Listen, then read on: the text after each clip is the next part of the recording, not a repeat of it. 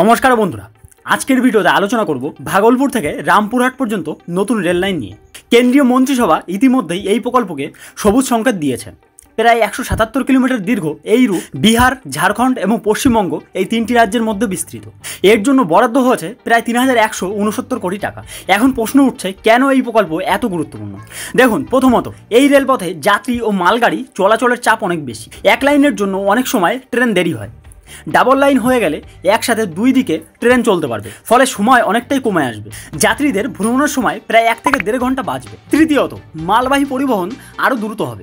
কয়লা, সিমেন্ট, সার এবং খাদ্যশস্য সহজে এক জায়গা থেকে আরেক জায়গায় পৌঁছানো যাবে। এই প্রকল্পের মাধ্যমে 441টি গ্রাম এবং প্রায় 29 লাখ মানুষ সরাসরি উপকৃত হবেন। বিশেষ করে ভাগলপুর, দুমকা, পাকুড় এবং রামপুরহাট এলাকার যাত্রীরা, এছাড়াও বীরভূমের তারাপীঠ বা শান্তিনিকেতনে যাওয়া পর্যটকদের জন্য সংযোগ আরও ভালো হবে। পরিকল্পনা অনুযায়ী আগামী কয়েক মাসের মধ্যেই টেন্ডার প্রক্রিয়া শুরু হবে। এরপর ধাপে ধাপে জমি অধিগ্রহণ, সিভিল ওয়ার্ক, ইলেকট্রিফিকেশন এবং অবশেষে 2028 সালের মধ্যে এই প্রকল্প সম্পূর্ণ করার লক্ষ্য নেওয়া হয়েছে। অন্যদিকে শিয়ালদহ স্টেশন চত্বরে দীর্ঘক্ষণ আর গাড়ি নিয়ে দাঁড়িয়ে থাকা যাবে না। সব গাড়ির জন্যই শিয়ালদহ স্টেশন চত্বরে ঢোকা এবং বের হওয়ার পথ নির্দিষ্ট করে দেওয়ার পরিকল্পনা শুরু করেছে পূর্ব রেল। শিয়ালদহ স্টেশন চত্বরে যান চলাচলের জন্য তৈরি করা হচ্ছে 4 লেন রাস্তা। কোন লেনে কোন গাড়ি যাতায়াত করবে তাও নির্দিষ্ট করে দিয়েছে রেল। স্টেশনের দিকে যে লেন, মানে ভিতরের যে লেন থাকবে, সেটি শুধু অটো এবং রিক্সা ঢোকা বেরোনোর জন্য তৈরি হবে। তার পাশের লেন বরাদ্দ করা হয়েছে হলুদ ট্যাক্সি বা প্রিপেড ট্যাক্সির জন্য। তবে ট্যাক্সি নিয়ে বেশিক্ষণ ওই লেনে থাকা যাবে না। ওই লেন শুধু যাত্রী ওঠানামানোর ক্ষেত্রেই ব্যবহার করতে পারবে চালকরা। এর পরের লেন তৈরি করা হবে এক ক্যাব এবং বাইকের জন্য। পাশাপাশি ওই লেনে ব্যক্তিগত গাড়ি নিয়েও যেতে পারবেন যাত্রীরা। ট্রেনের যাত্রীদের জন্য শিয়ালদহ স্টেশনে পিক আপ এবং ড্রপের জন্য নির্দিষ্ট জায়গা থাকবে। প্রসঙ্গত, শিয়ালদহ স্টেশনে প্রতিদিন কয়েক লক্ষ যাত্রী যাতায়াত করেন। পুজোর সময় সেই সংখ্যা যে আরও বাড়বে সে বিষয়ে কোনো সন্দেহ নেই।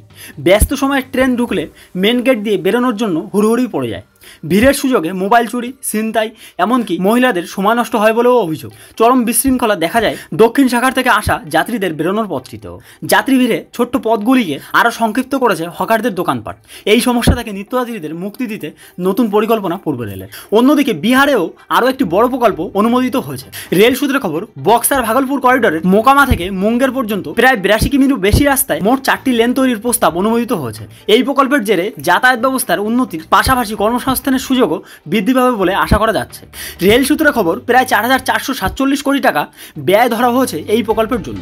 তো বন্ধুরা, এই বিষয়ে আর কিছু জানার থাকলে প্লিজ ভিডিওর কমেন্ট সেকশনে অবশ্যই কমেন্ট করে জানাবেন। আর ভিডিওটি ভালো লাগলে প্লিজ একটি লাইক করবেন, পাশাপাশি চ্যানেলটি সাবস্ক্রাইব করবেন পরবর্তীতে এমনই নলেজেবল ভিডিও তথা গুরুত্বপূর্ণ আপডেটগুলি সবার আগে পাওয়ার জন্য। আশা করি সবাই ভালো থাকবেন। সবার ভালো থাকাটা কামনা করে শেষ করছি আজকের video. Thank you so much. জয় হিন্দ, বন্দে মাতরম।